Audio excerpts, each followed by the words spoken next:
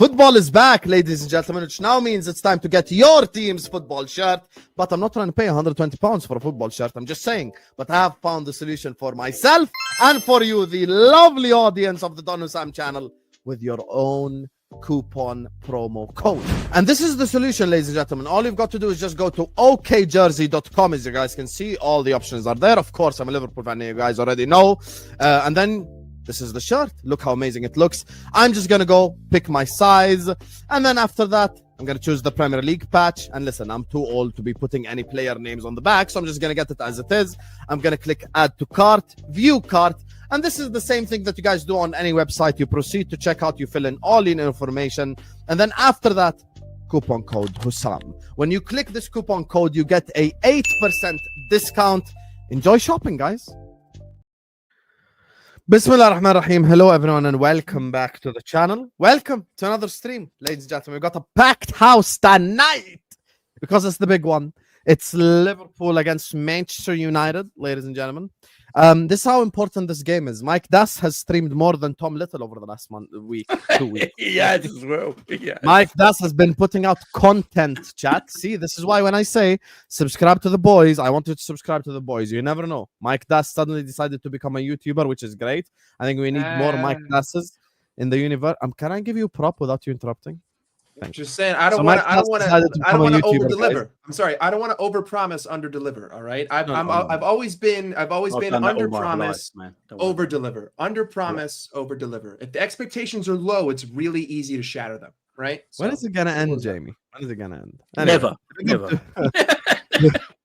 Big up to you guys. Make sure you guys are liking and subscribing. I see a couple of the United fans in the chat as well. Welcome. I know you have to scout your biggest enemy, aka the biggest club in England. I can't believe I went on TV today and they were trying to make the argument that apparently United is bigger than Liverpool because of revenue and all this. Kiss my ass, Habibi. The biggest club is the most successful one. And as always, unlike Tom Little, I defend my club everywhere. You get me? So, yeah. Great question from Andre here. Where is Igal to get cooked? What a question. Where is Igal on a Liverpool panel show talking about Manchester United? Great question, Andre. Great question. Brother, what are you doing? Brother, what are you doing? Who else you want me to bring? You want me to bring Patrick Tyrant as well? Talk about Spurs? Anyway, big up to all of you guys. Look, the Premier League is finally back. I'm sick and tired of this international break garbage. As much as I dislike our players right now, I still love them, so I miss them too. You get me? It's like a toxic relationship at the moment. But let's just get to it. Let's start talking about the game. Everyone in the chat, you guys know how these shows get, so I don't want to keep interrupting to say like and subscribe. There's already 200 people in here. I want us to be at 200 likes immediately. So just all of you, close the live chat, hit the like button, subscribe to the channel if you're ready to do so. And guess what, Andre? In order to see Igal get cooked, we need to see Liverpool win first. So I'm going to start off with Brother Mike, the man with a plan. We'll start with him and then we'll open the floor up. Preview this game for me, brother. Listen, as you stated before, I have spent probably more time streaming in the last week than I have in my entire life, talking about Liverpool. When it comes to just this game, I'm going to try to be brief, so that everyone else can kind of get their say. And I've already sort of aired my opinions. There's 4 hours worth of me screaming. It is of my opinion, and other people can disagree with it, that Arne Slot has all the ingredients in the world that he needs. He has A5 Wagyu, he's got caviar, he's got the freshest salmon in the world, he's got the most beautiful bread, everything he needs. Unfortunately, as a chef, he's serving us dog shit.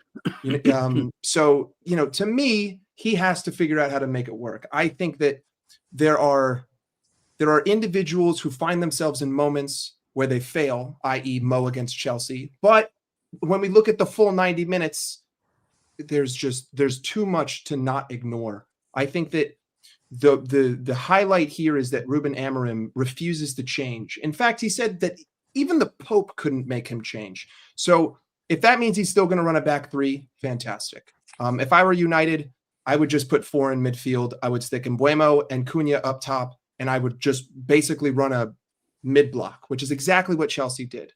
Because you know that we're going to run out with the 4-2-4. You know that we're going to try to bypass 4 players with 2. You know that we're going to turn over the ball in your own final third. And as long as you have pace up top, it's like a hot knife through butter. I think that it's the most important game of the season, not because of the result, but because Arne Slot has had 2 weeks to figure this out. Arne Slot has had 2 weeks to sit there at the AXA Training Center and go over every second of film infinitely. If I see the same performance that I did against Chelsea, regardless of result, I'm going to be upset. But beyond that, outside of all this negativity, my expectation is to win. My expectation is for the players to get it done. I just think that this weekend it's going to be like a table setting for the rest of the season in terms of, is he going to stick to this and pray that it works, or is he going to make adjustments and change the way that we build up, change the way that we're in possession? Because ultimately, that's where all of the root causes of our problems are. I hope I don't see Szoboszlai at right back. I hope I don't see Cody Gakpo at left wing. I pray to God I don't see McAllister next to Ryan Gravenberch. I want to see Chiesa. I want to see Frimpong. I want to see Dominic next to Grav. I want to see some fluidity. And I want to see Alexander Isak get more than 8 touches in the first half. But yeah, regardless of all that, expectation, you have to win by 2 goals, minimum.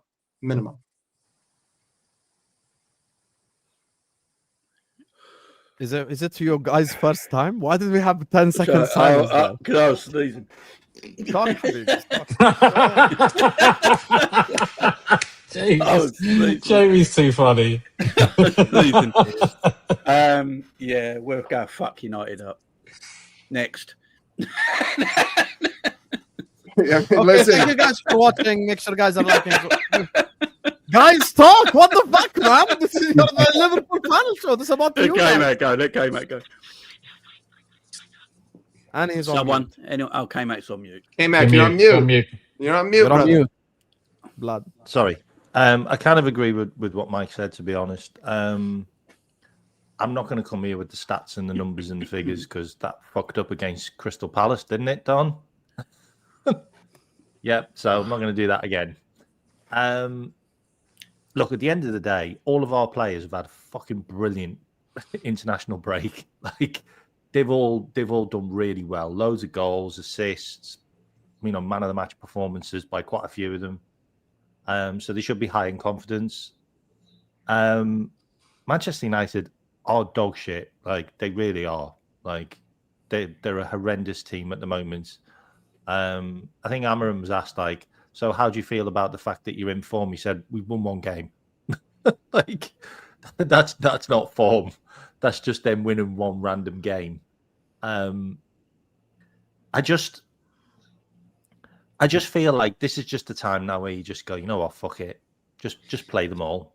Like, just play them all. Like, you spend 300 million on them, so just play them. Play Isak, play Ekitike, and play Wirtz in your front four. Just do it. Don't care. They can just work it out themselves.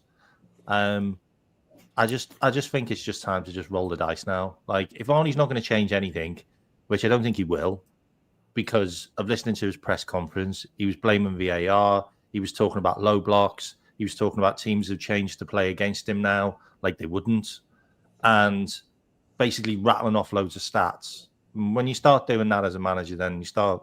For me, it's alarm bells because you're making excuses now. Like, just if you're not going to change your formation and you're not going to change the way you are with the way your team's set up, play all the fucking players you bought, mate, and just see how it goes. Like, and then you can turn around and go, you know what, it's not working now. But play all of the players that you bought and just chuck them all on and just give it a go, because that's the future for Liverpool for me now. Andy Robinson's not the future for Liverpool. Like, right now, is Mo Salah going to be at Liverpool in the next 2-3 years? Probably not. So maybe give it another go and throw someone else in there. Like, just play your team and die by your sword. But we need to beat Manchester United. I'm not having Manchester United having one of their best games ever off the back of them winning 1 game against Sunderland. But Liverpool, after the international break, under Arnie, have won most of their games, apart from the Nottingham Forest one. So he has learned from the international break. So let's just give it a go. Play them all. Yeah, look. I watched the Slot press conference on my channel just now, and on there, I think Slot weren't panicking. He looked calm. He looked cool to me. He didn't look flustered at all. I think he was just answering questions and that. He looked kind of calm. He didn't look like he was worried or had any issues or anything like that. You know what it is with Arn?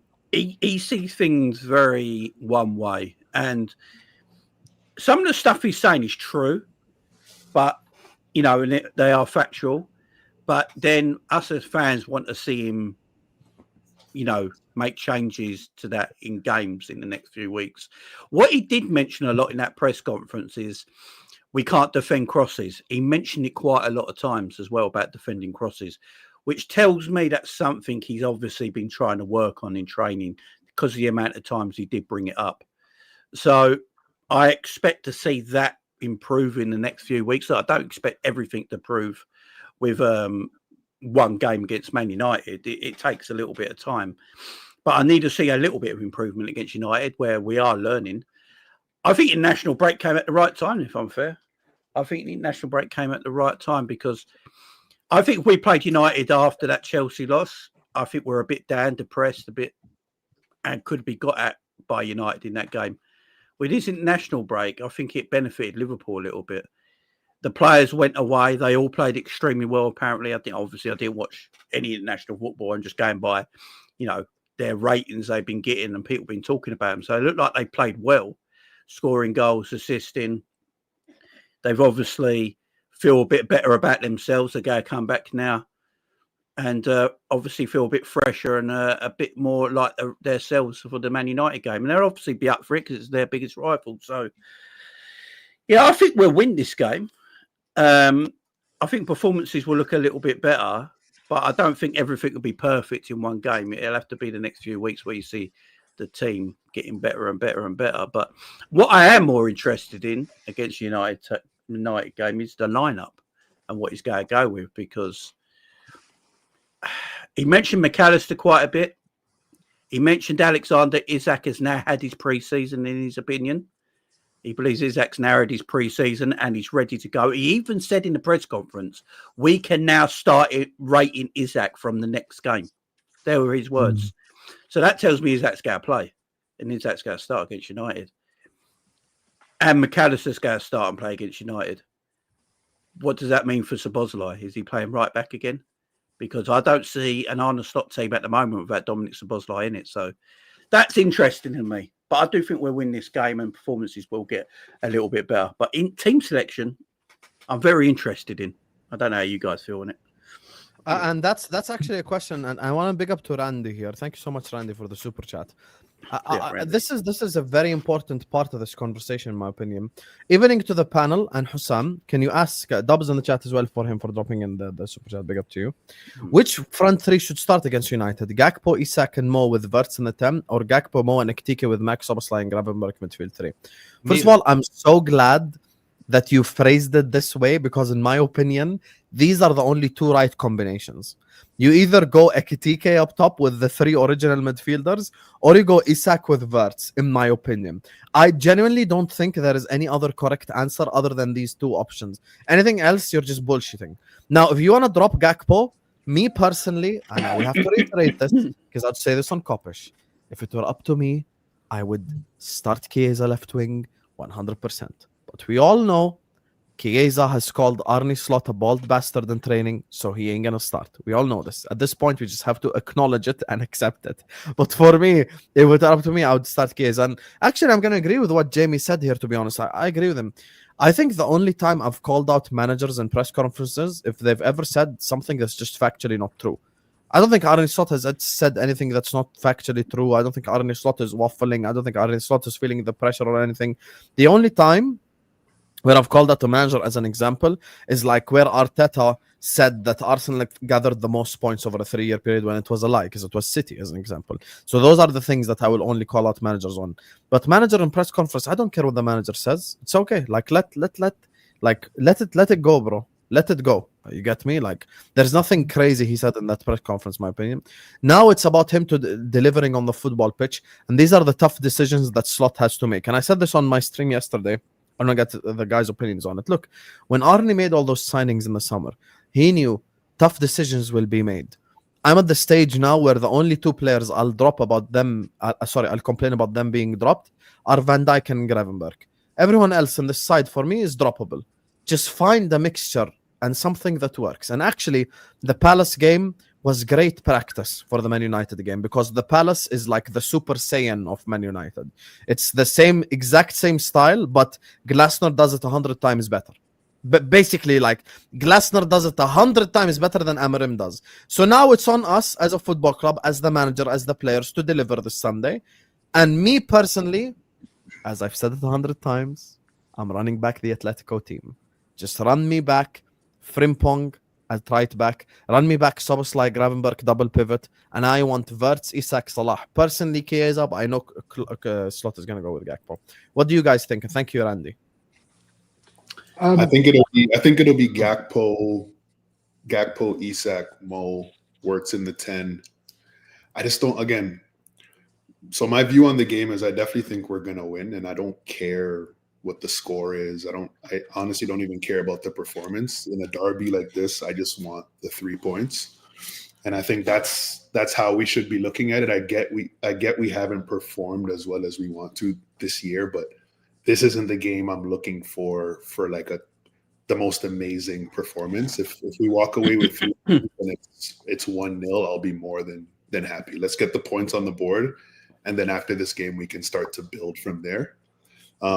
I'm seeing some people say that Wirtz should be dropped, and again, I just don't think it doesn't make any sense. Like, if we paid this money, like, we have to have a plan for these players. They have to play. I genuinely don't think Wirtz has, like, his touches haven't been great. Some of his passes have been a little more loose than I expected from him, but overall he's creating chances. I just think he needs the proper foundation behind him, which hopefully is Grav and Zobo. I love McAllister, but I just think until he proves his fitness, I don't think we should be chucking him in that midfield. I think Slot in that press conference mentioned defending a lot and saying if we can't score, we have to stop the opponent from scoring. And I think that pivot of Grav and Zobo is going to give us the best chance of actually doing that. We definitely need to get Grav to just sit there. We don't need him bombing forward, at least until the team is comfortable with all the new relationships out there. He needs to sit. He needs to defend that back line. And we can build everything else we're doing from there. Again, and I know, Husam, you think I have an agenda against Salah, which I don't. But this is definitely the game where I wouldn't be dropping Salah. Oh my God! Did you just say don't drop Salah? Oh Never. my God!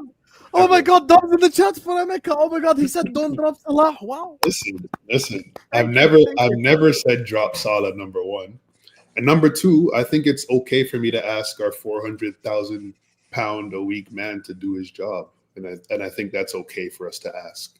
And I don't think he's been doing his job thus far. Would you disagree with that? I don't think you would disagree with that.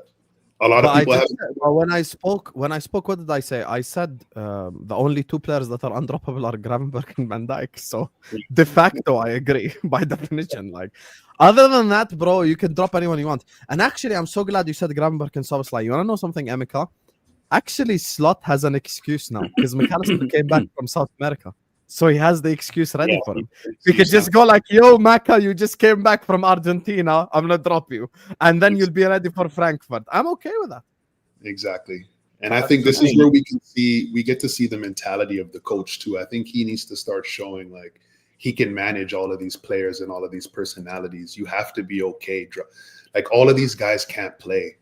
And that's the point that's the point all of us as Liverpool fans want to get to, where we have great players on the pitch and also great players waiting on the bench. It's not about your name or anything like that. Like, just play the right players where they're supposed to play. And the talent's there. Like, if we even though we haven't played as well as we want to, our last two losses were literally at the last point of the game, right? So it's like we're in these games, we're just making little mistakes that are the only thing I'd say, and I'm going to keep the same energy for that as I have when we've had last minute wins, is, for example, the Burnley game. We absolutely battered them the whole game, and we scored the winning goal in the last couple of minutes, right? but that doesn't mean we didn't deserve to win. We deserved to win the whole of that game. Against Palace, yes, we were in the game until the last minute, but we deserved to lose that game. We weren't very good against Chelsea. And so this is why... for Palace, Rex, we didn't we should have been out of the game based on the first half, but I rewatched the second half and we were better in the second half. We were better in the second half. Yeah. So if you base it just on the first half, we should have been again. We weren't great in the second half, but we did enough to be. I disagree so much. Why were we good in the second half? Tell me, honestly. No. I never said we were good. I just said we weren't as we should have been out of that game. We have small spells in games where we play a bit of football. We were dog shit in both those games. You could say the same I thing actually think Crystal Palace was our worst performance in the entirety of the Slot era, any game included. Sure, I agree. But this is where we speak about moments change games, right? We had moments in those games where, with the quality of our players, if we convert, the game changes. Just like I was saying about Salah against Chelsea, if he converts that chance against that Wirtz plays him through, the game changes. That wouldn't change my opinion that we played shit against Chelsea. But in that one moment, if you convert it, the entire landscape of the game changes. So I just think, yes, I want to see Slot do his thing, but at some point the players have to step up. We have a lot of talented players. Yeah, but Emeka, I think there's something interesting. I think there's something interesting. What you were saying about Slot has to man up a little bit. This is the first press conference I haven't watched, but I thought it was interesting what you guys were saying when he said that now we have to judge Isak. I've been on a couple of streams the last few days, and I said I'd be giving. I still think Isak needs a bit more time. And most people disagreed, which is fair enough. I mean, my opinion is just as valid as anybody else's. But it seems like Slot has used this press conference specifically to say, okay, you've had your acclimatization time. Now it's time to kick into gear. So I think, and not in a nasty way, but in a way, these are elite, top-level athletes. Sometimes to motivate them, you need to challenge them. Now, you will say, these guys should be motivated themselves. These guys should be self-motivated. They should always be out. But they're human beings. All of us have our ups and our downs, no matter how good we are. Whether it be, world class level from where Mo Salah was down to, very good, or there's always going to be little ups and downs.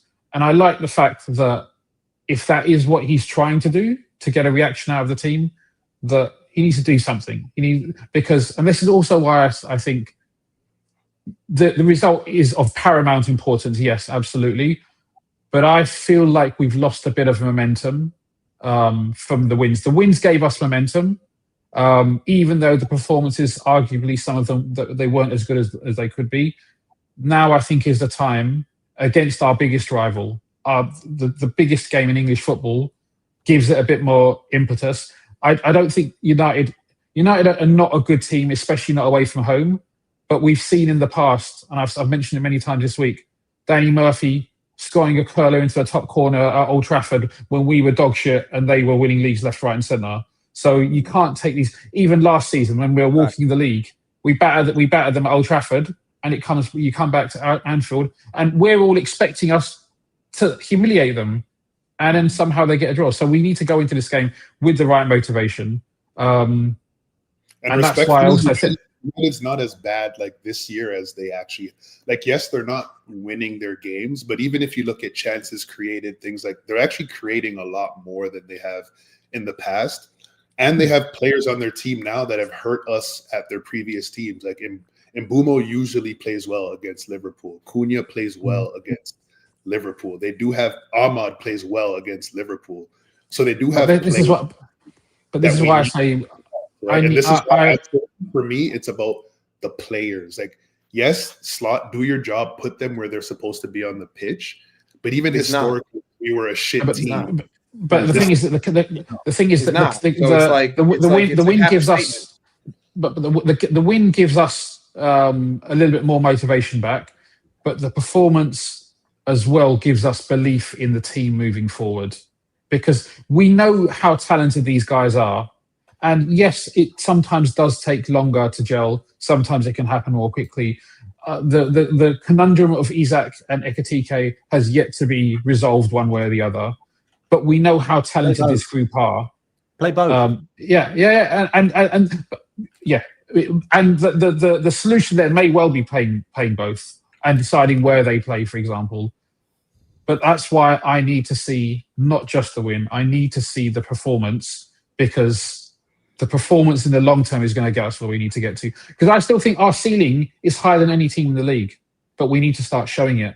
Because I don't think you can win the league just having 6 out of 10, 7 out of 10 performances. Eventually, you need to start battering teams, and the United team will a win against United and a good performance will go a long way towards that. This is the one where the result matters more than the performance. No, not at all. It does. You can argue it both ways. But I think I need to see a performance now. I hear you guys, but this is our biggest rival. Like getting 3 points is what matters. But that is from an emotional fan perspective. When you're talking about from a manager trying to win a title in a 38-game season, what have we seen over the first 7 games? Regression, game after game. Every single game, we have looked worse and worse and worse. It doesn't matter who the opponent is. The fact is, this is the 8th game of the season. You're 1 point behind Arsenal. You're 1 point ahead of where you were last season. Right now, on the back of 3 straight losses, you haven't lost 4 games in, 70 years? Okay, who cares if you lose this game or if you draw this game? If you don't see any sort of progression in the style of play, then what good is a win? Because congratulations, guys. We beat Manchester United. Let's say the following week, we win another game, but then we lose 2 in a row because the performances have been the exact same and regressed over and over. It's like when Emeka was talking about you need to see more from the players. I don't know what else you need to see. I mean, Florian Wirtz has been robbed of 6 assists. He hasn't finished very well. Mohamed Salah hasn't finished very well in the opportunities he gets. But for as poor as Mohamed Salah has been, he has been consistently set up in a position to fail, because if Dominic Szoboszlai is at right back, there's no overlap, there's no underlap, it's complete isolation. If Florian Wirtz, Hugo Ekitike, Cody Gakpo, and Alexis McAllister are all on the pitch, 90% of the game is on the opposite side of the field, so Mohamed Salah has no way to interject himself into this game. When Slot was talking today about, there was one specific quote that irked me. The rest of it I didn't really have an issue with. But he talked about long balls and the fact that we've already faced a third of the amount of long balls this season we had all of last year. The lack of self-awareness in that statement, to not come to the understanding that it's because teams have finally figured out that if I just pack the midfield with 4, you're going to turn it over, and all I need to do is hit it to a pacey player. I mean, this is the formula that Galatasaray, that Southampton, that Chelsea, and that Crystal Palace all played on us 4 straight games. In fact, the opposition has gotten better each time. And then when you look at the games where we did win, how many of those games were we up by 2-0, reverted to type, lost the lead, and then had to go for it at the end? Like there's a reason that in the last 10 minutes of these games, we all sit here and we're like, wow, look at this football.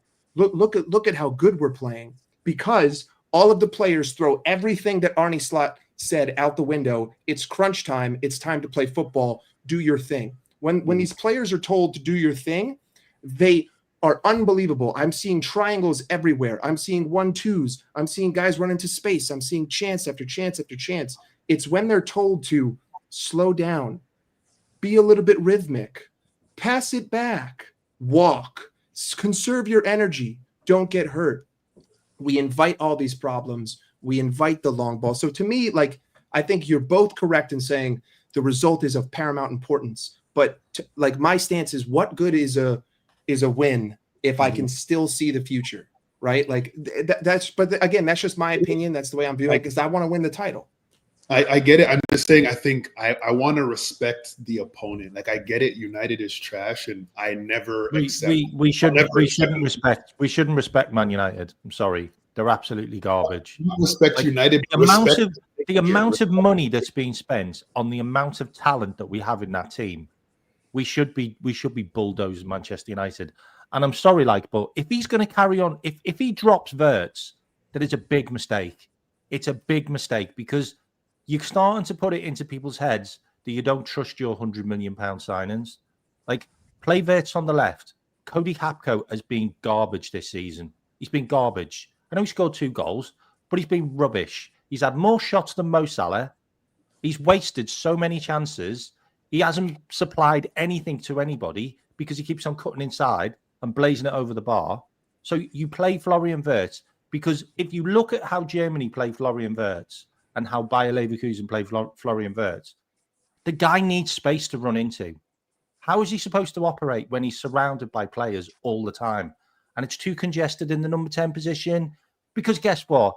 You've got your attacker that wants to play in there, whether it's Isaac, whether it's Ekitike, and then you've also got the likes of Alexis McAllister who wants to play in there as well. And then Cody Gakpo wants to cut in there. And you've got everybody running in the same position. Give Wirtz some space on the left-hand side where he can create. Put Isaac up front. If you want to keep Mo Salah, play Mo Salah. But if you play Mo Salah, you have to play Dominic Szoboszlai in the 10. If you look at the Chelsea game, it's a game where Mo Salah had loads of chances. The reason he had loads of chances is because he had Dominic Szoboszlai there to cover him and to make the blind runs, so Mo wasn't always surrounded by players. The more that happens with Mo will get his mojo back. Pardon the pun. But Mo will get it back.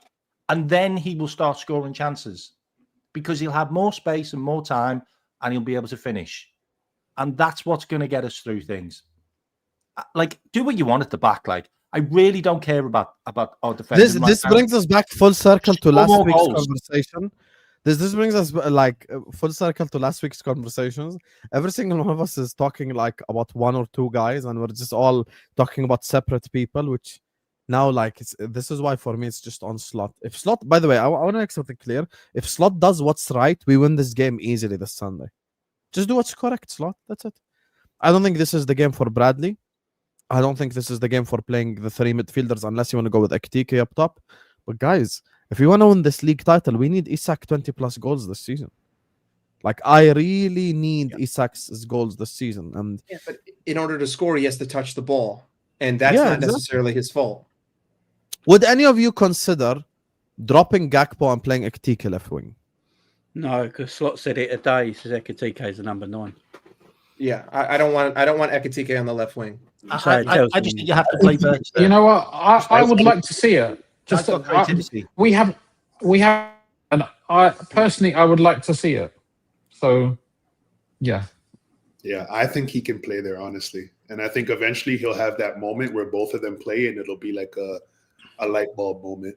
Because he tracks back. Who plays in the number 10? And who plays in the number 10? Huh? Who plays in the number 10? Because the number 10 needs to be a guy that's got pace and energy and can also cover for Mo Salah. Otherwise, we're going to get absolutely rinsed down the right-hand side every single game.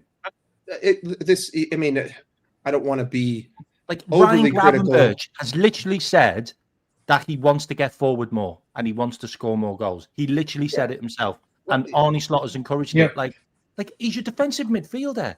Like what are you doing? Okay, but I don't think I think that if the team weren't so spread out, Ryan Gravenberch would have the freedom to do that. That's what you saw against Everton. We were playing compact in the opposition half. He had the freedom to make forward runs. I just don't think that, like right now with the left wing, I mean, I have watched so much film, just going back, rewatching clips. Yes, I think that Cody Gakpo is a victim of ignoring the overlap one too many times.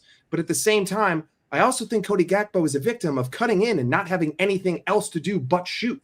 He cuts in and there's no pass to play. There's either a defender in between Gakpo and Ekitike, or there's 3 defenders in between Gakpo and Salah. And the only other option he would have would be to play a 20-yard ball back. So listen, there's an overlap. He's not. No, which is why the first statement I said he's guilty of ignoring the overlap one too many times. But if you replaced him with Ekitike, I don't think that we would we're talking about going from a 30% to a 45%. At the end of the day, on an academic scale, you've still failed. You've just made an improvement. So do we want to go from a 30% to a 45%, or do we want to go from an F to a C? I would rather go from an F to a C. And to me, the personnel doesn't matter. It has to do with the support around that personnel, whether it's Cody or Chiesa or Ekitike, it doesn't matter. Also, who would you rather have, Mike? Who would you rather have on the left wing? Would you rather have Cody Gakpo, Ekitike, or Florian Wirtz, who is literally a dribble monster?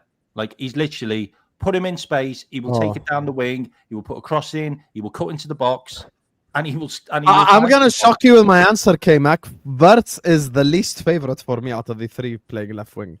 I think he's the best player for that position. But personally, I think, and everyone here knows, I'm a fan of Gakpo, so I'm not anti-Gakpo club. I like Cody Gakpo, but I actually think Gakpo has been our worst forward this season, performance-wise.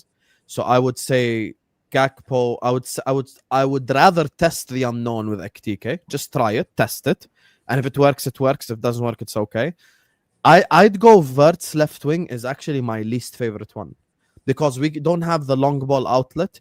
He's not good in the air, which is something we need our wingers to be, specifically when we decide to suddenly bombard long balls to our wingers for no reason. We know we do that sometimes, so we need that. And my thing is, the solution is actually none of the three things that you said. The solution is Federico Chiesa. I don't even think that's the solution. I think you just get rid of it. Even last half an hour. I think you just get rid of it. Let me ask you all get rid of the left wing, 2 10s. Do what we did against City. Do you guys remove think the left this wing? entirety of the whole season there was a better winger performance than Chiesa against Southampton? Genuinely. No. Was that the best winger performance we had all season from any winger in any game? Probably. Which performance? Chiesa's performance versus Southampton is better than any winger performance from anyone else throughout the whole season. Yeah, it was, yeah. But then you could ask. You guys might say Southampton are shit. Okay, guess what? Burnley are shit. It would be easier. It would be easier to just remove the left wing. It would be easier to just play Dom and Wirtz up top.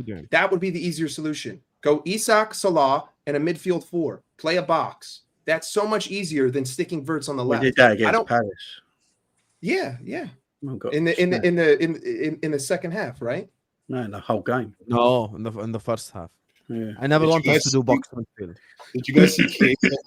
The only time I'd run box midfield is with Ekitike and Isak up top. But then you're gonna have to basically essentially tell Szoboszlai and McAllister to cover left mid and right mid in the defensive situation. I think the reason Chiesa doesn't play Premier League games is because Slot doesn't think he's physically able enough to go against Premier League fullbacks. Yeah, that's why he doesn't do it from the start. I think he brings him on as a super sub because legs are tired and he can come on and do his thing. But from the start against Premier League fullbacks, I think Slot doesn't think he's physical enough. Yeah, and to be fair, what Jamie says, all the evidence that we've seen from Chiesa, and I like Chiesa, but all the evidence we've seen since he joined is that's the case. Not this year though. Here he looks like he's in. He's in better. But he hasn't started. How many games has he started? He hasn't started in like. He ruled himself out of the Italian call-up because he said to the Italian manager, "I'm not fit enough." Like he literally did that. So you want to play him, roll the dice. Like seriously, but you've got Florian Wirtz there, and you got. Okay, let me ask you all then the K-Mac question. Let me ask you all the K-Mac question. Okay, and let's just go around. Just give me the ranking 1 to 3, and then we'll discuss it. Okay, so Ekitike left wing, Gakpo left wing, or Wirtz left wing. Just rank them from your most preferred to least preferred. Without any explanations, we'll unpack it after. So I just want to get your rankings. Me personally, I go Ekitike left wing 1, Gakpo left wing 2, and 3 is Wirtz. Jamie? Gakpo, Wirtz, Ekitike. K-Mac? Wirtz, Ekitike, Gakpo right now. Okay. Rax? Ekitike, Gakpo, and Wirtz, were we? Was that Wirtz left wing. Yeah, Wirtz third. Emeka? Yeah, same thing. Ekitike first, Gakpo second, Wirtz third. Mike? Gakpo, Ekitike, Wirtz. Okay, so 4 of us have Wirtz third. 2 of us have Ekitike second. And most of us, I think, have Ekitike first, actually. 3. I got Ekitike last, yeah. Yeah, I got 3 Ekitikes, 2 Gakpos, and 1 Wirtz, basically. Okay. So explain your logic, Jamie. Explain to me. Play players in a natural position.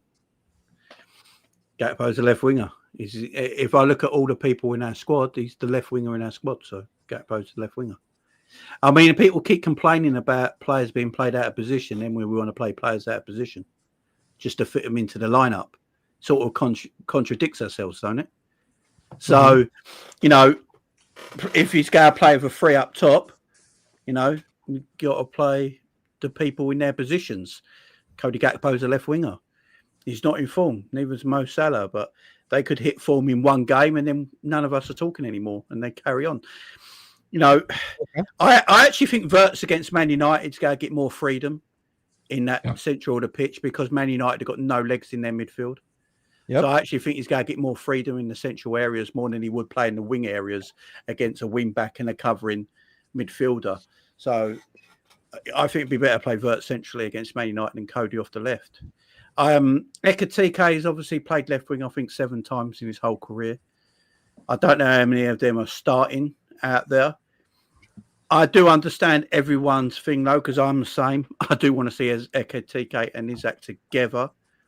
The problem is if you put an Ekitike or a Wirtz at left wing, you need them to defend as well and covering their fullbacks, which is more unnatural to them than it would be a Cody Gakpo. So, you know, if we're talking about, you know, wanting players in their right positions, just play players in their right positions and then get the best out of them in them positions. So I'd keep it as it is. So I kind of understand that logic, and I'm not saying it's wrong, but I also look at qualities, and football is not just about rigid positions. It's about the positions that you take up depending on when you have the ball, when you don't have the ball, the areas you get the ball in, the areas you have to defend in.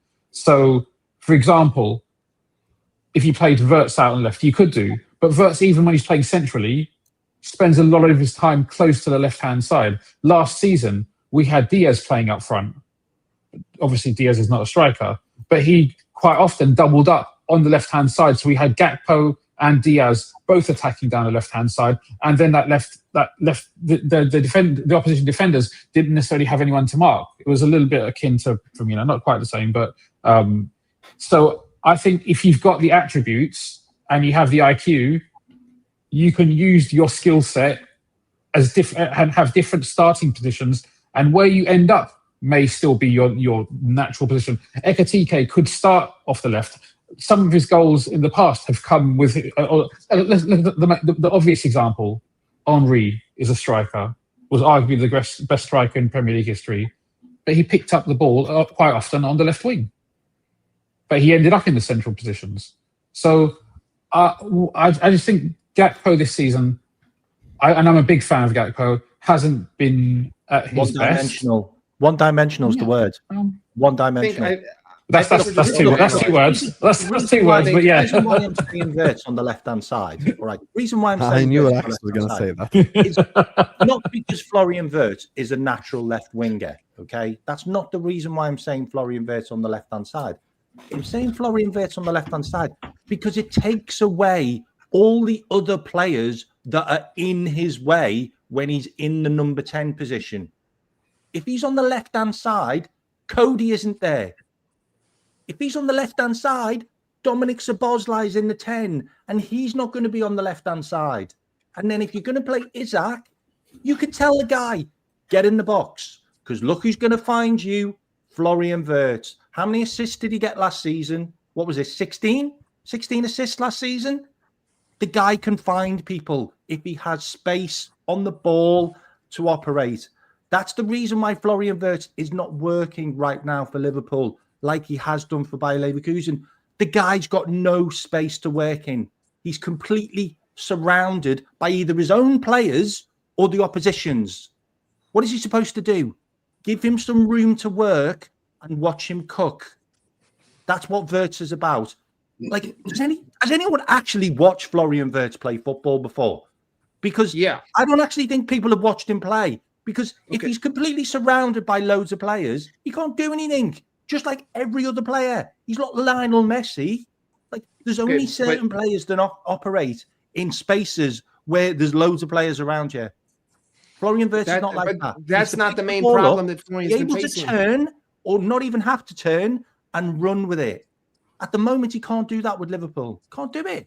Put him on the left-hand side. He's got the space in the left-hand side because Cody's not there. And because the number 10 isn't there because Wirtz is on the left-hand side, the 10 will be covering on the right-hand side for Mo, which means Mo's going to have space. Mo's going to be able to operate. It just makes perfect sense. Like, I don't know. Yeah. Okay, K-Mac, the issue with Wirtz in certain tight lenses, if we look at the 5 minutes a game here, 5 minutes a game there, yeah, players get in his way. But for the most part, considering all of the different shuffling of players that we've seen with Florian Wirtz, the majority of the issue is that when Florian Wirtz picks up the ball in the opposing half in the middle of the park, he's surrounded by 4 defenders. He doesn't have an option. I think that we're overanalyzing the left wing. I don't think we have a left wing problem. I think that right now, Cody Gakpo, he's not on form. He's not playing the best. I don't think that this is the best version of him. I think that he's ignoring Kirkez, but I think it's just a symptom. I think that of if I were to make a list of every issue wrong with Liverpool Football Club, the left wing would be the bottom. The left wing would be the last thing I ever mentioned because the ball has to get to the left wing in order for the left wing to actually be effective. Right now, we create chances, but where are all of our issues? The middle of the park, not only offensively, but defensively. It's the midfield turnovers that are creating these transition opportunities that teams slice us, right? Every goal we've conceded this season has been a transition, probably within 2 minutes of a turnover.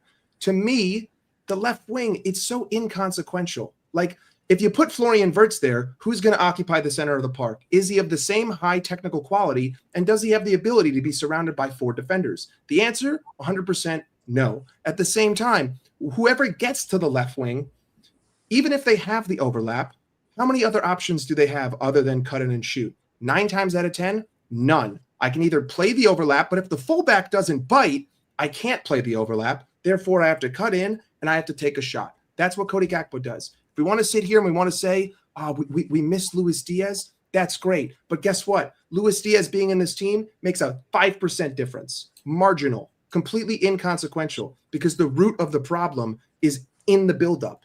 It's in the middle of the park. It's to get to the left wing, right? Outside of transition play, our buildup, fucking ass. Total cheeks. Can't do shit, and all we do is invite danger. So if we want to sit here, we want to have a 45-minute conversation of whether it's Gakpo or Ekitike or Wirtz. I mean, we can, but I think the end result is the same if you don't change what happens. It sounds to me like you're talking about style and structure, which is Nasser's point here. And this is something that I want to address with you guys as well and get you guys' opinion. We haven't had a good 90 minutes, Husam. Okay, before I do that, actually, let me do the other 2 as well. Big up to Shan, who says, tell Tommy Blue to stream more. He's gorgeous. Unfortunately, Tommy Blue is never going to stream. I've been trying to tell him to stream for the last 3 years, and it has not worked, Shan. So thank you so much. I appreciate it for the super chat, but I promise you I've tried. The human calculator speaking facts this season. Make sure you guys are subscribed to Mike Das, a.k.a. the human calculator, a.k.a. Mr. 1 + 1 = 2, a.k.a. Mr. Mike. You get me? So listen to Mike you later and go subscribe to him. Thank you so much, my guy, Fonzie. And speaking of root cause issues, this is Nasser's point. We haven't had a good 90 minutes for some. Performance is key. Madrid last season had the same issues that ended up costing their season. You know, I said something 2 weeks ago, I think on this very show with you guys. I was like, we're going to find out. By the way, guys, 700 people in here. Let's get the likes up. We're not even at 200 likes yet, I think. So have some shame. Let's get 400 likes, 500 likes. And please go subscribe to all my brothers on the panel as well. All the links are in the description. Can we get to 200 likes at least? What the hell? Close the live chat and hit the like button. Yalla. Now, here's the thing, Nasser. I said on the show, I think 2 weeks ago, I was like, this is the time now where Arne Slot will show. Are you an Ancelotti or are you a Luis Enrique? Are you basically going to make us just the whole season just relying on individual brilliance, basically? You get me? Like, it's just like, is this what we're doing now? Like, just the whole season, we're going to sit up here and just rely on individual brilliance and a player to have a moment or a player to do something out of nothing? Or are we going to put these beautiful concoction of players in a position to succeed? And I actually think we have all the answers in our squad. I know some people want to say, like, you know, Mark Gahey, if we signed him, everything would have been different. If we signed this guy, everything would have been different. I look at the way that we're playing right now, and sometimes I think to myself, if this is the style that you wanted to play, Why did you sign Florian Wirtz? People speak about all the wrong transfers. Why did you sign Florian Wirtz? If you wanted to play this style that we're currently trying to employ, then don't sign Florian Wirtz and sign Adam Morton instead. That's my thing, right? Because that makes more sense if you want to do the stuff that you're doing. Which is why, for me, Nasser, I agree with you. Mike convinced me. Mike convinced me when he was speaking. Big up Nasser. Mike convinced me. I come into this game with way more like, this is the one game in the season where I completely look at the result. But what Mike's saying is so true. We have 11 players out there on the pitch, so much better than the Man United players, to the level where we have to perform good as well. Like, we have to be the team with like 8-9 big chances, and Man United have 1 big chance, as an example. We have to be the team with 6-7 big chances, maybe they have 2. We have to be the dominant team. We have to assert our dominance. Yes, we know Man United are going to have a spell in the game. 5 minutes in the first half, 5 minutes in the second half, whatever. This happens to every team. By the way, Burnley had a spell against Man City. West Ham had a spell against Arsenal. It's okay. Shit happens. You get me? So you expect this in the Premier League. But at the same time, you've got to be in control. Even when they get a chance or create a chance, they need to make 4, 5, 6 great passes or have an unbelievable thing to create a chance against us. We shouldn't allow Man United to create a chance like this. And this is where, for me, this comes back to Slot. And I think K-Max said it earlier on, and another super chatter mentioned it as well. I think it was Randy, big up Randy. Look, you want to go with Ekitike Slot? No problem. Play Sobo, Maka, and Gravenberg. You want to go with Isak? No problem. Give him Wirtz behind him. I think the combinations are all there. Now, the one thing that I just pray Slot does is start Jeremy Frimpong. I think Jeremy Frimpong has been harshly judged for no reason whatsoever, because Jeremy Frimpong this season has actually, at right back, forget his game at right wing, Jeremy Frimpong this season has actually been great at right back defensively and going forward. I remember coming on the panel shows with you guys and us saying how amazing he's actually been defensively. That's another thing, like we've spoken about with Jeremy Frimpong. So, yeah, that's kind of my 2 cents on this on Slot and the structural element of this conversation. Yeah, guys, I agree. Go ahead. Totally Go ahead. It's just structure at the moment. You know, we just got to get that structure correct, and I think things will happen. You know, these are good footballers. You got to try and work out. You know, with Wirtz and all that. Wirtz came in from Germany, obviously, where, you know, you get more open space in front of you as an attacking player. You know, there's more space in front of you. They play, a lot of the teams there play a lot higher up the pitch. You know, teams in the Premier League are more physical, stronger, quicker, you know, more athletic. You're not going to get that time on the ball. You know, Wirtz is, you know, I've watched a lot of German games, and especially with Wirtz and that, where, you know, they can have touches inside the box with no pressure on them and do their thing. So he's acclimatizing at the same time as well.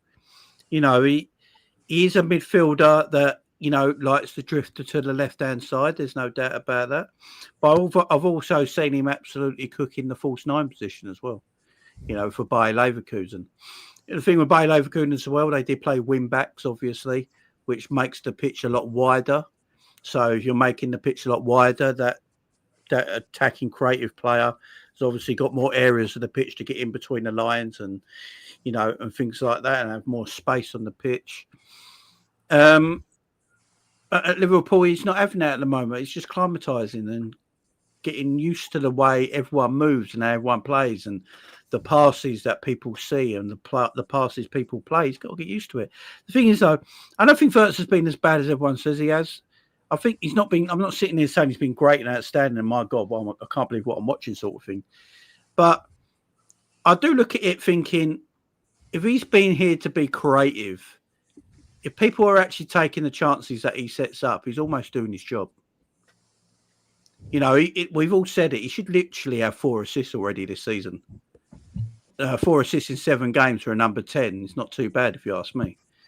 You know, new to a league. But he's not performing fully out for 90 minutes. And, you know, it'll come. I'm not stressed about it. You know, the problem Wirtz has is the problem Wirtz has at the moment for Liverpool. we play too narrow. So Liverpool play out to in instead of in to out, right? So if you're building that from the outwards and you're building towards the central of the pitch, then you're making that central of the pitch very narrow. And then if your two wingers are doing the same thing, they're both, want to come inside and become inside forwards. What we need is our fullbacks to make the width and get wide and push on. And that'll help. That'll give the space to Wirtz where he needs it.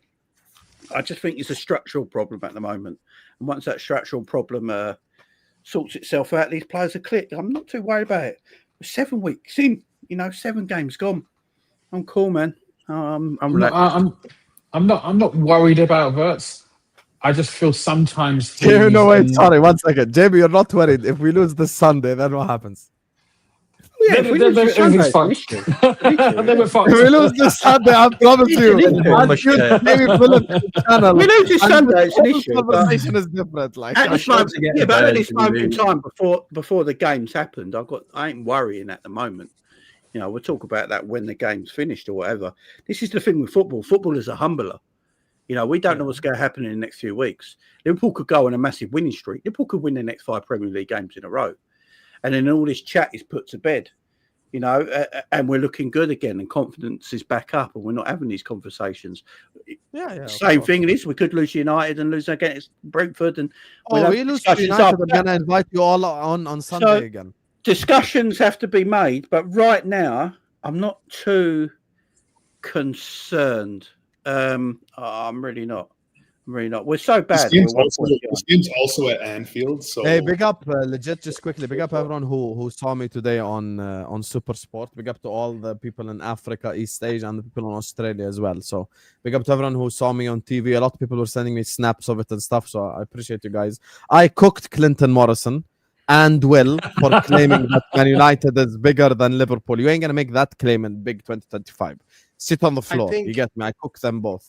You get them. Anyway. I think anyone who's overcritical. Okay, I don't think that I'm being overcritical, but anyone who would deem me as overcritical or deem someone else who's looking at Slot 80% and the players 20% being overly critical. I think the important thing to remember here is that this isn't just about the United game. This is about every game. This is about what have we been seeing through the first. I mean, we have a 12-game case study. To what Emeka was saying before, if Chelsea were a single game scenario, I would be looking here and I would be saying, I need more from these players. I need more from these guys. I need more effort. But when you turn the sample size from 90 minutes to almost 1,000 minutes, and you see regression every 100 minutes, at a certain point, you kind of have to just put whoever you're playing aside and say, I just need to see football.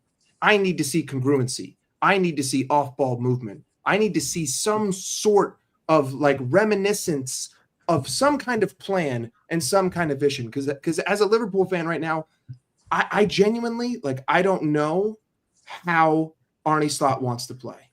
That's all. So just my identity. Just keep that in mind. People who are being overly critical, it isn't about United. It's just about the team and the whole season. That's all. Oh, this is all about us. This ain't about United at all. I meant more the game, but yeah. I think we have to remember this game's at Anfield. So the last 3 games, obviously there's no excuses for us losing, but we are back at home. We have a great record there for a reason, and especially in this fixture.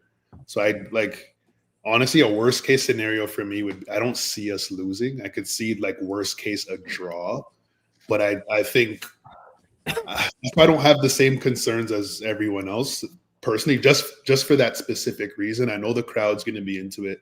I know the players are going to be up for it. And as I said, I respect the fact that we have a much better team than United, but it's still a derby. I still expect there to be that feeling of I don't expect United to roll over for us. So I don't think it's going to be some walkover. They're going to play us better than they've played, just like last year, right? When it was 2-2, they played us better than any other game they played that year. And I honestly expect the same thing on Sunday, but I still expect us to win the game. That's just how I see it. So I want us to get the 3 points on the board, and then I want to start seeing that progression every game afterwards. We have Frankfurt, I think, midweek, and then we have Brentford, I believe, away. So I think those are two good games for me to say, okay, if we get 3 points on the board against United, those two games I want to start seeing what we're expecting to do for the rest of the season. But that's just how I see it, honestly. This game is like, I'm genuinely not going to care if we get the 3 points. I genuinely just want the 3 points. That's what matters to me for this game specifically. I really need us to start playing football properly. Like, that's what I need. Like, we conceded 9 goals this season. Like, we've looked dog shit in pretty much every game apart from the Atletico one and a little bit of the Everton game. Like, we kind of dominated that, but we could have also drew that game if they'd have put their chances away. Look, at the moment this season, I'm going to come up with some numbers. Liverpool on average are creating 3 big chances in a game. The opposition's creating 2. Okay, it's really that close in games right now. The opposition are getting more touches in the box than they ever have under Slot this season. Like last season, they weren't getting anywhere near as many touches as they are in the box now. And the opposition, all their opposition have to do is pump a 60-yarder and we are toast. Like, it's really that simple. And Arne Slot said it in the press conference. Like, he basically said that everybody plays low block. They don't play low block, Arnie. They let Liverpool have the ball and then we give up possession because we're arsing around with it, trying to play 5-yard passes between each other. Someone fucks up, and the opposition just sprints ahead, and then they just pump a long ball. That's all that happens against Liverpool right now this season. It's nothing fancy. We're not being torn to pieces by amazing football, and that's what I hate. I understand, like, if you're getting creamed. The only time we were torn apart was passes and intricate stuff, and it looks amazing, but it's so simple, and it annoys me so much that everybody keeps on getting joy out of it. Yeah, I'm just saying, guys. What I'm saying is, like, just looking at sports in general, and even if you've played a sport, when you've lost 3 games in a row or had 3 poor performances, that 4th game you want to get the win, but it's probably not going to look as great as you want it to look. You're clearly in a rut. These players clearly are not performing at their highest level. I don't think they're going to get out of that just right away, one game, and just it rarely happens that way. When you finally get out of your funk, it's probably going to look a little bit ugly. You might have to grind it out, but the key is really just to get out of that funk, and that's how I'm looking at it. Yes, the manager needs to set up the team correctly. As all of us have mentioned, it's a structural issue currently, but even if he sets us up correctly, I don't think it's just going to snap our, like, Husam, if he plays the exact lineup that you want from the Atletico game, I don't think it's going to just, we're going to pump them 4-0. I still think they're going to have to graft. They're going to have to grind out this game. But yeah, but Slot still has to do it, though. Put us in a position to win, baby. He has to do it. That's what I'm saying. I'm just saying, even if we get what we want from the lineup perspective, I just think we need to temper expectations in terms of because when you guys say you want to see a performance, are you saying you want to see us pump United like 3-4? No, I just want to see. No, I want us to. You can have a dominant 2-0 win, by the way. Fair. Like, okay. some patterns of play. You can be dominant and win a game 2-0. Like, what are we going to win a game like 3-1, as an example? Yeah, That doesn't matter. Just defending. Like, I want to see us defend, and actually, like, as you mentioned, K-Mac, I don't want to see it be so easy for them to get through our back line and through our middle.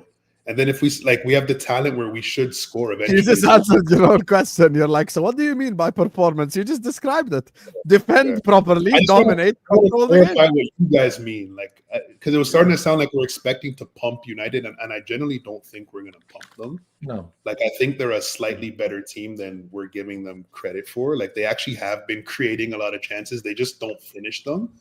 So I don't think it's going to be just us cakewalking them, but I want to see us actually defend. Like, I want to see Gravenberch play the 6th role. Like, I don't want to see him ahead of. I don't want to see Sobel behind him. Like, I want to see him sitting there and defending and us building through. I agree with that. That's what I want to see. Like, let's If that defend. happens, there's no donut hole in midfield, which has been. Yeah, Yes, there is. That doesn't solve anything. Telling Ryan Gravenberch to sit deeper doesn't solve anything, guys. It doesn't solve anything. Every single our defense is not bad. I'm tired of hearing this narrative. It's the biggest crock of shit on the planet. We do not have a bad defense. Do me a favor, pull up any instance where the other team has sustained possession and we look like shit. Bullshit. Total bullshit. That's surface level reactionary analysis. We get killed on transition. I'm just pointing. I'm not actually pointing at you. We get killed on transition, and we get killed when we overcommit. And we overcommit, and we're too spread out. And then all of a sudden, one pass is all it takes. Falling in love with me. Now it's a goal for you. So ultimately, that kind of just rolled off the tongue. We do not have a bad defense. We do not have a bad defense. This is such a myth. This is such a fallacy, bro. We don't. Under no circumstance. I challenge you. I have done this myself. I have done it on a stream. I went back and I literally frame by frame every goal we have conceded from 30 seconds before we conceded the goal to the goal itself. Go look at every Crystal Palace chance. We turned the ball over sloppily in midfield. We were too spread out. One pass is all it took. Like, you solve so many of these issues by just not playing 4-2-4. You solve all of the problems with Ryan Gravenberch by not asking him and McAllister to basically 2-man an 11-man team, because that's essentially what Arne Slot is asking them to do. So, yes, in one sense, I do want Gravenberch to be my DM, but in the other sense, like, bro, it's not his job to sit all the way back. Like, he has elements going forward that I need. He's the only man who can make a turn at the halfway line and actually dummy a defender. He's the only guy who can create space for himself at the current moment, completely on his own. And he's being basically, what's the right word? He's being moonlighted. Like, people are moonlighting him as the problem. And like, this is where the defensive lapse is in midfield. And that's just not true at all. Our defense is not bad. And if you think our defense is bad, I challenge you, please find me a single goal scored this season where the other team had the ball for 3-4 minutes and they passed right through us. You can't. It's not possible. So where was Gravenberch for that first Caicedo goal, Mike? Where was he? That was McAllister. Where was Gravenberch? Gravenberch was pressing Enzo. I remember still. Why was he that high? Why was he pressing? That's fact by Emeka, by the way. I'm gonna die on that hill alone or with people. Like, that's perfectly fine. So we have one of 9. That's just an example of like this season. I mean, to be fair, it was a fucking good goal. Yeah. Also, why am I gonna yell at fucking Caicedo when Virgil van Dijk is twerking? Virgil van Dijk literally sticks his ass out. He's like, "Hey, buddy, hit me in the cheek." Like, come on. Because Virgil doesn't think it's going in because it's an absolute worldie. I know that, but it's a banger. Like, I'm not going to sit here and be angry at that goal. What Virgil was doing in that instance, he's blocking the passing lane. So the only thing Caicedo could do was actually shoot. Yeah, and exactly. Most of the time, the vast majority of the time, he misses. The vast majority of the time, that's a 3-4% chance max, right? But on this occasion, it went in. Yeah. I'm still a bit confused why the goalkeeper went with a different hand. That was a bit of a weird one, but I'm not going to make any. Rather, even Alisson ain't saving that. No one's. He actually got a fingertip to it too. If you watch the replay. Ali saves that. You got a fingertip. But also, Mamardashvili made sure that game wasn't 3-0 before we even scored. Yeah. So, like, again, we can look at the Caicedo goal in hindsight, but at the same time, Chelsea, just like Galatasaray, just like Crystal Palace, deserve to be way more ahead, and it's only because we happen to have the greatest goalkeeping scouts in the world who just seem to find the dudes who make the saves that no one else can. So, I mean, I'm going to be grateful for that, but at the same time, I'm not going to view it in hindsight and say, but if Mo scored that chance, things would have been different. Okay, well, if I'm a Chelsea fan, if you didn't have Mamardashvili, things would have been different. It's just an infinite circle. Yeah, it certainly is. Substitutions. That's the reason why that game went to shit. Endo on the 86th. Really? That was a crime against humanity. A crime against humanity. It's 1-1 away, and you bring on Endo. That's the biggest crime of his career by far. After the game, I was like, I just wish I could interview Slot for like 2 minutes and just ask him, Habibi, tell me your thought process behind that substitution. Like, what did you think was gonna change bringing on Endo for McAllister in the last second? Like, what was gonna happen, Habibi? Like, it's just, I wish I could ask him. Why didn't you bring in Gomez? Why couldn't Gomez come in? I don't get no that. idea. We ended that game with a number 10 playing right back and a DM playing center back. Bringing Gomez. I think Gomez has probably told Slot to F off as well in training. He's just never healthy. We ended that game with Gravenberg at center back and Soboslai at the right back. And they're like, oh, why we lost? And Robertson at the back post holding his knees because he was injured. And also, by the way, one of the things that like the thing that I just don't understand, why do we always have to take like either the right back or the left back off? Bro, just let them play 90 minutes. Like, it's like almost one of the 5 subs has to be either right back subbed off or left back subbed off. Why? Why? What it is, Husam, what was the game where I think it was Robbo? Someone got a yellow early and then got a second yellow. And ever since that game, whenever one of our fullbacks get a yellow, it was Kirkes.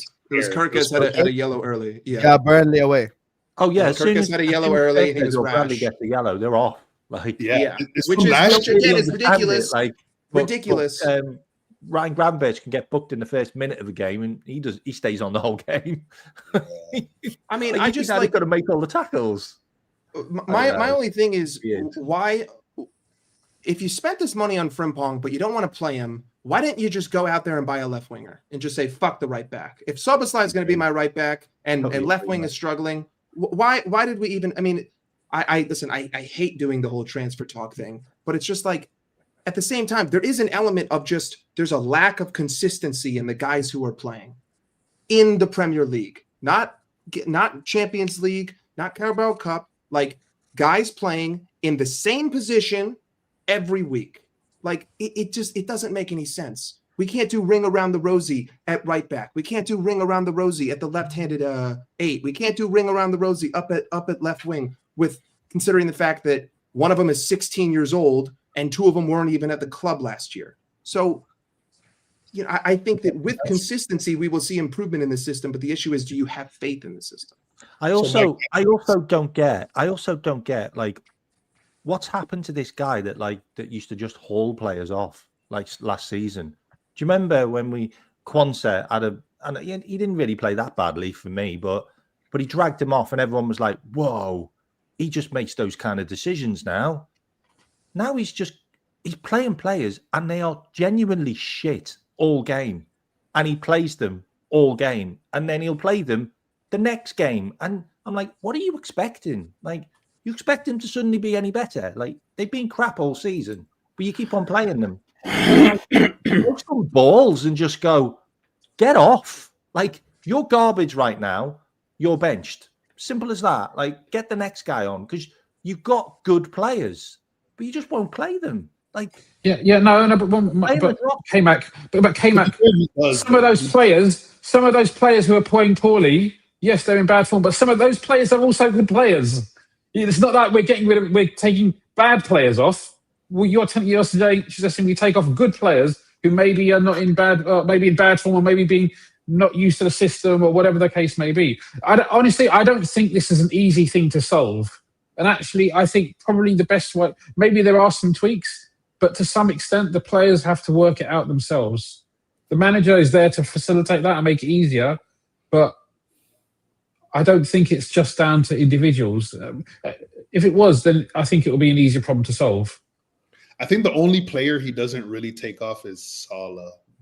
Like everyone else, more or less, he took off Maka at halftime, Bradley at halftime. He dropped him against Galatasaray, to be fair, and we were still shit. So. Yeah, true. So I don't think it's players. No worries, Jamie. I used that against Emeka 100 times. He still hasn't come up with a response. At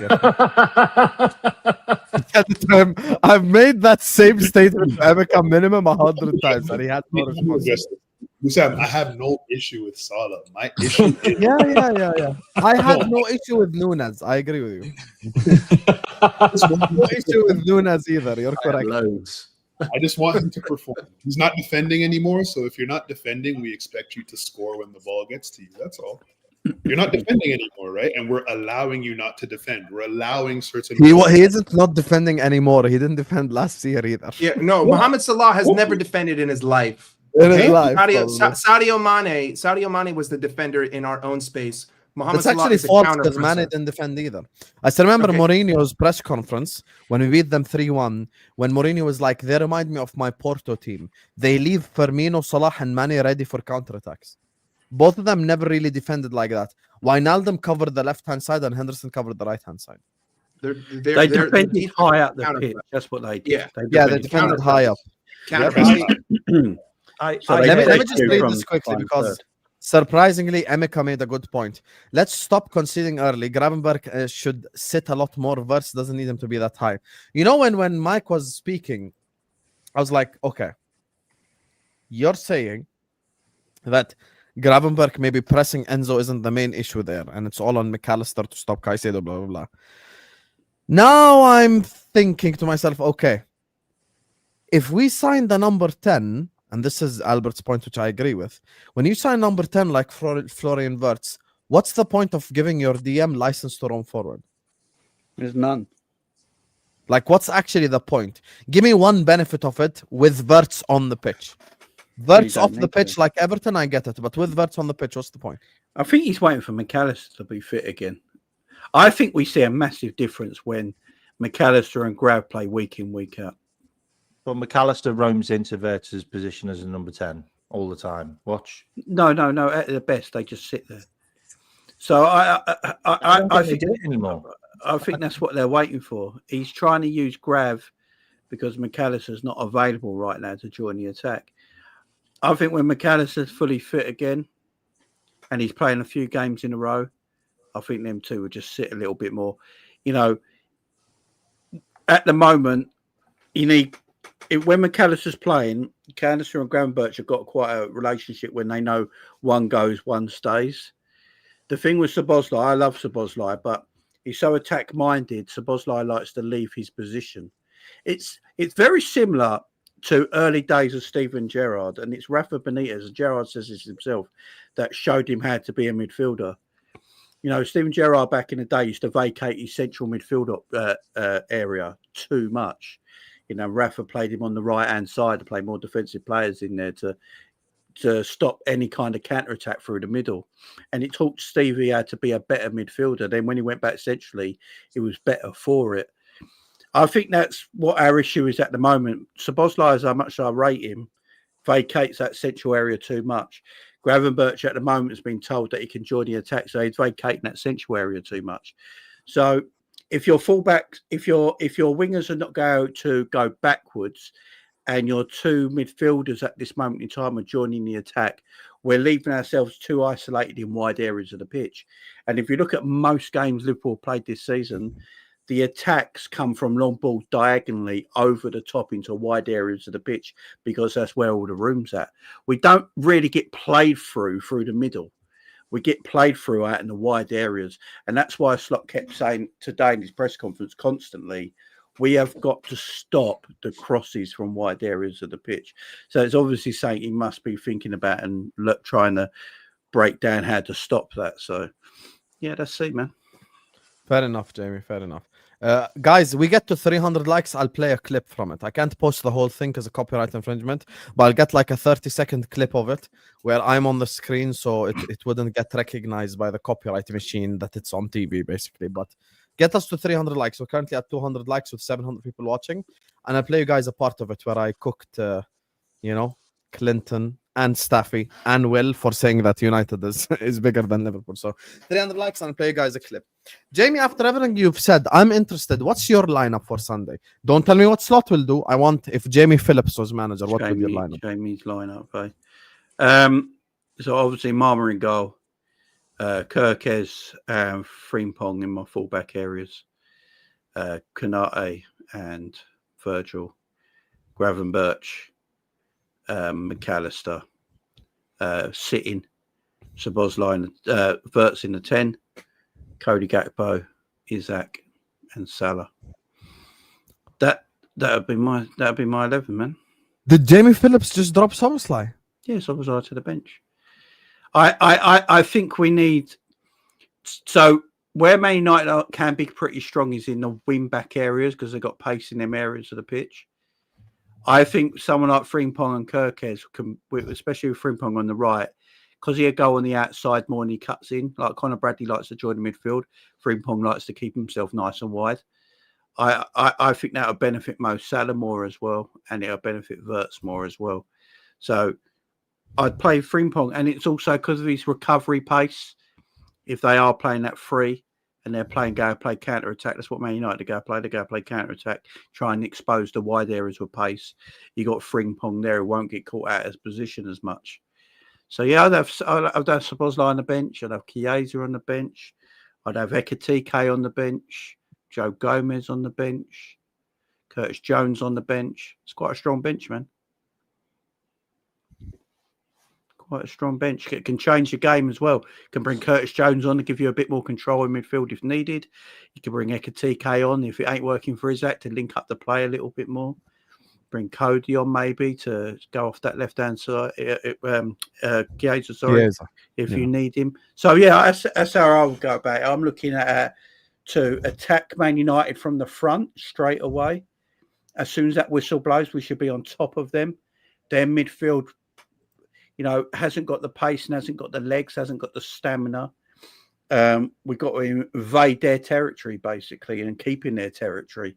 And just keep the ball moving, keep popping it around, keep the width, get Frimpong out wide, get Kirkes out wide. Yeah, and I think you start to open up space for Wirtz, get Wirtz to sit on. They're not going. I don't think they're going to use any of their DMs to sit on Wirtz. Bruno Fernandes, as much as a good player he is, he's going to be a liability on this game because he's going to have this free role, right? But he's got no defensive awareness in him. So either McAllister or Gravenberch is just going to go and stand in front of him and take his position up where he should be because he just wants to play on the counter-attack. So if Liverpool can keep the possession, they're going to be in behind Man United's midfield very quickly centrally. Then it's about using the wide areas of the pitch to destroy them. So I'll go about it.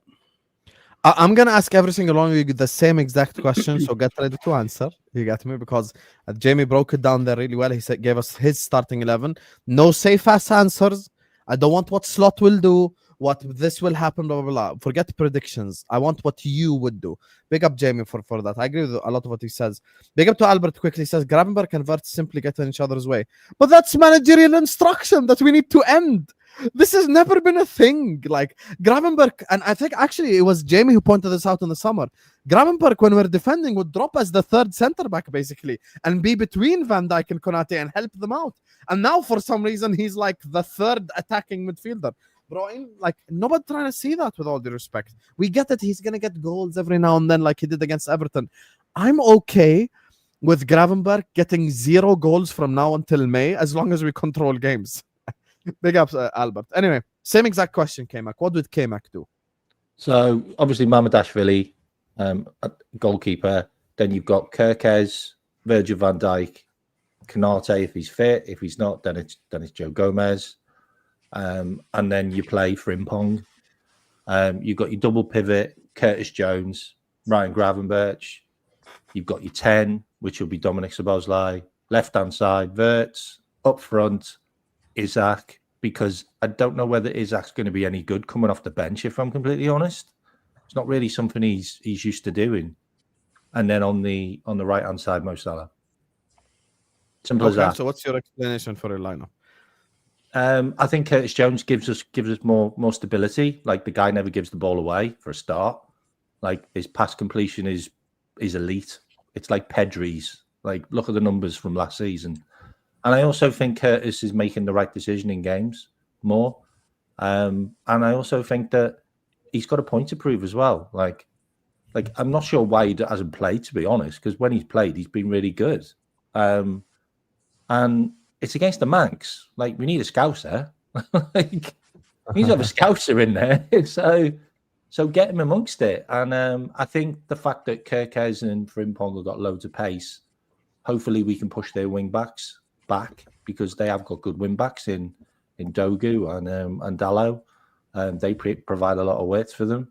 So push them back and then give Vert some space to cook in and give it to Isak. Isak's an absolute bagsman in the box. Like, once he gets one goal in the Premier League and Vert starts getting assists, it'll all start flowing.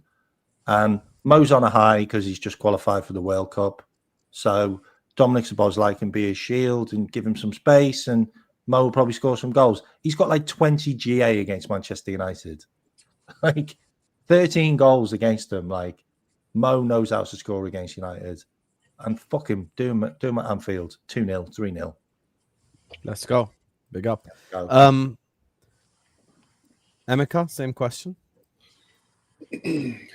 Yeah, I'm tempted to have the same, pretty much the same lineup as K-Mac. I do think Curtis has looked good in our midfield every time he plays, just because we need that like we don't have that passer and build up, and I feel like having him there would also potentially free up Kirkez to bomb a bit more forward and play that overlapping role that we want him to, and focus less on the build up.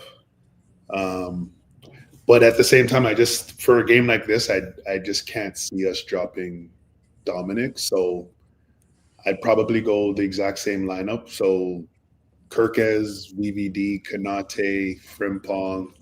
The goalie picks itself. I'd put Zobo and Grav, double pivot. Wirtz in the 10. Reluctantly, I'd go Gakpo at left wing just because he actually does tend to play well against United as well. So I would play him this game. He tends to score against them. Salah on the right, of course, and then Isak up front.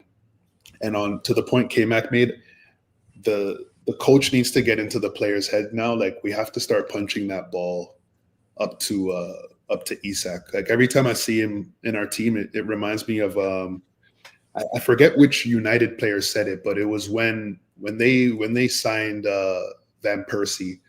Apparently, the first few games they were getting used to him. They weren't feeding him the ball, and Sir Alex basically told the players, like, if you're on the pitch and you're not punching the ball into him, you're coming off. And I think it has to get to that point at some point with the players where we've invested in this player to finish our dinner. Mm-hmm. We had a player up there before who was getting all the chances and wasn't finishing them. There's no reason why we've replaced that player with a better finisher and we're not giving him those same chances.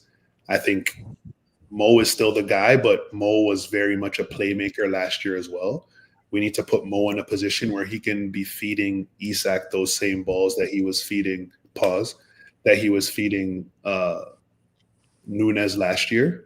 So I just think the team needs to change in that respect. We need to put our striker in a position to impact the games for us, and that's what I'll be looking for on Sunday. Rax, same question. Look, my team would be slightly different if McAllister, for example, wasn't playing so late and coming back from South America, and that's why I'll probably go with the usual back four, and Frimpong at right back. If McAllister was fresh, I'd play McAllister midfield. I'd play Dominic Szoboszlai at right back. Ekitike on the left, Wirtz in the middle, Salah on the right, Isak up front. But as I said, that's not going to happen. So Frimpong right back, Szoboszlai in midfield. Okay, Mike, same question. I will oblige you as much as it hurts me to give my own opinion because my word is not law. Arne Slot's is. But I would go Mamardashvili, Kirkez, Virgil van Dijk, Ibrahima Konate, Jeremy Frimpong, Dominic Szoboszlai, Ryan Gravenberch, Florian Wirtz, Federico Chiesa, Alexander Isak, Mohamed Salah. I don't see how. I mean, but again, I don't think that the starting 11 would mean anything because if I were the coach and my team ran a 4-2-4, they would be running sprints until they all puked and shit themselves. So that simple. Like formation players. I mean, listen, it's a little graphic, but it is what it is. I'm just like I'm vehemently against it. But if we're gonna play the Arne Slot way, I think that is the only combination of players. It's got to be Wirtz. It's got to be Isak. That's the only resemblance of any sort of 1-2 between a 10 and a 9 that I have seen this season is when they're on the pitch, and it was against Atletico Madrid. Jeremy Frimpong was also on the pitch. Mohamed Salah was also on the pitch. The only one, I mean, maybe you could play Gakpo because Emeka does make a good point. Gakpo tends to show up in these games against United. The 7-0 being the first one that comes to my mind. But listen, the Italian Gakpo's also Stallion, a good sub. He's also a good sub. The Italian Stallion has done enough. I don't know what it is with Holland and Italy. I don't know what kind of strife, I don't know what this beef is that's carried over from World War II, but put it away, put it to the side. Federico Chiesa, he's done enough. He scores a goal every 63 minutes, or he has a goal involvement every 63 minutes. And at the very minimum, he's going to give me something different. And right now on the left-hand side of the pitch, I want to see something different. So yeah, simple as that. That's how I would line it up. Okay. Slot doesn't play the players he didn't buy. Yeah, this is also true. This is also true. He didn't buy Chiesa. But listen, when a guy is putting it on the table, you got to respect him. And right now, Chiesa, with the opportunities he's getting, he's putting it on the table. You all picked a team with no Scouser in it, by the way. Just saying. I don't need Curtis Jones. Curtis Jones can come on as a sub, and he can throw punches when we're up 3-0. That's what Curtis Jones can do. It is my thing. Because McAllister's coming off, I think his last game was in North America, wasn't it? Was it North America? I think they played in. If the game was Saturday, I don't think McAllister plays. Because it's Sunday at 4:30, it's that extra day. I think McAllister's going to play in it. I just don't want to see Szoboszlai at right back because he can't do it. He's no good there. He has no defensive awareness at right back whatsoever. He's all right when the game's in front of him, a bit like Newcastle. Everything was a bit more in front of him instead of in behind him. The only time it got in behind him, I think he almost fouled Gordon for a penalty or free kick on the edge of the box or wherever it was. Against Galatasaray, he gave away the penalty. So when it goes in behind, he's shot. But when it's in front of him, he's decent. United are going to play counter-attack with wing-backs.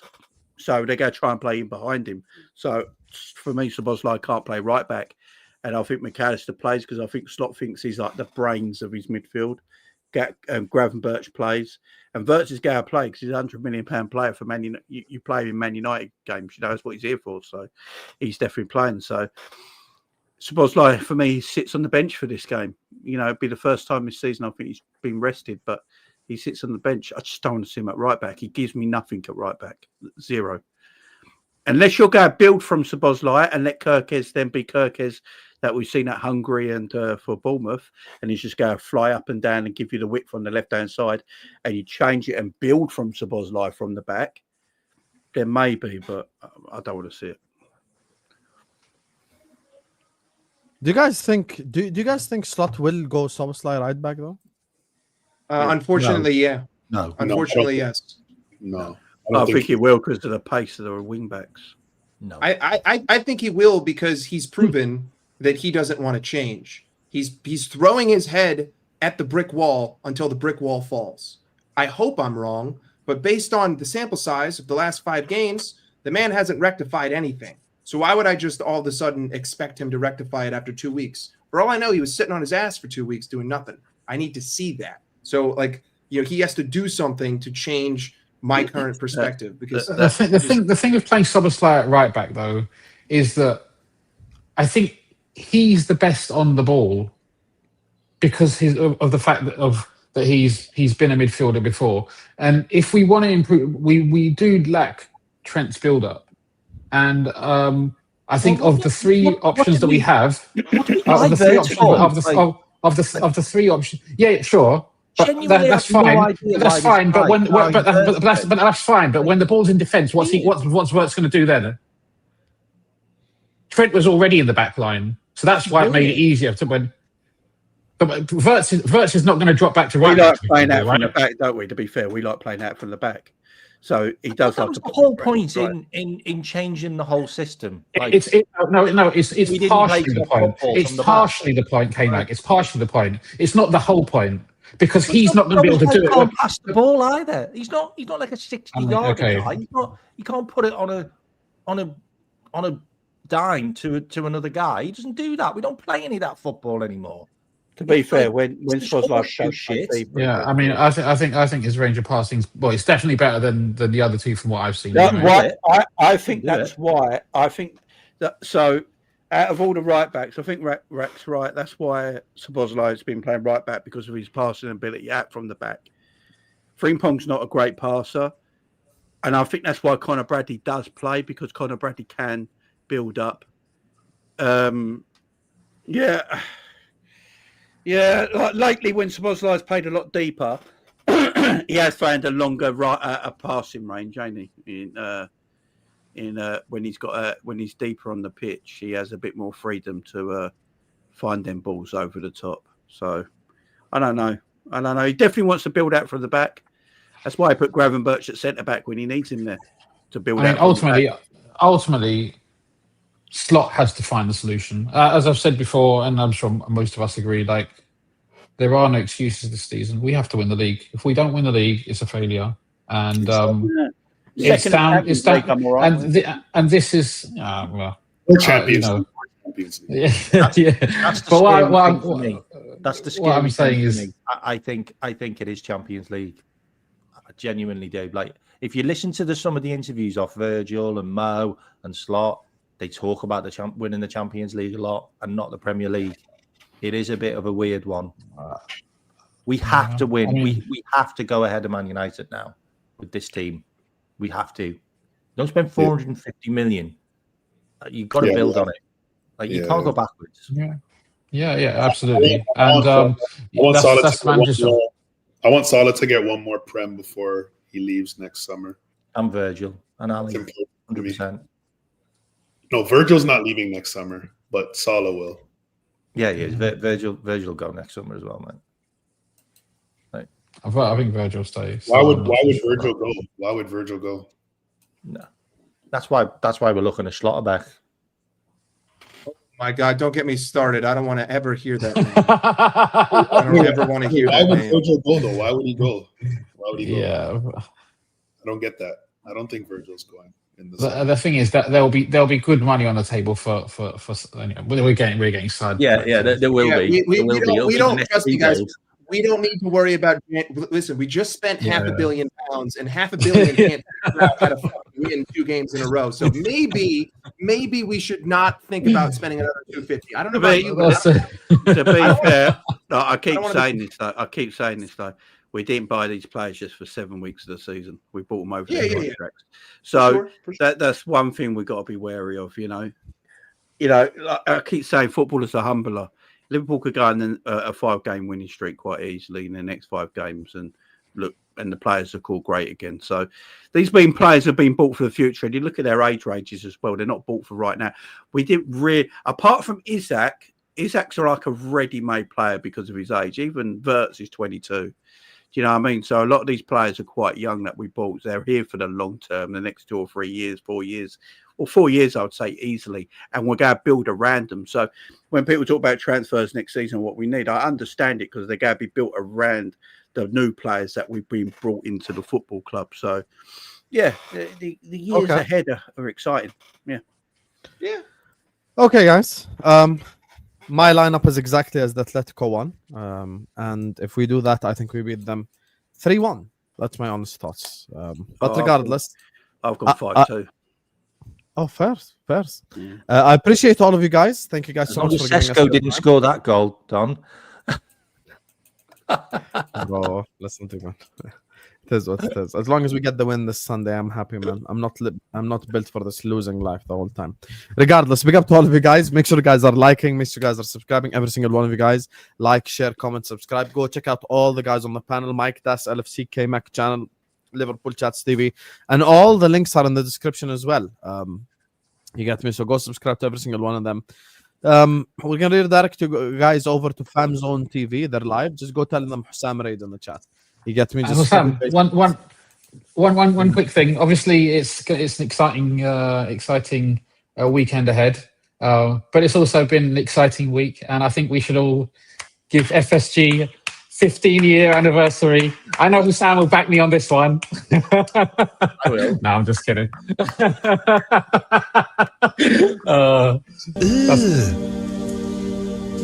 Brother, what's that? What's that, brother? Husam played in the Fan Zone TV chat, you guys. Love you all. I come see you guys. I'll see you guys, man. Big up. See you guys later. Fraud.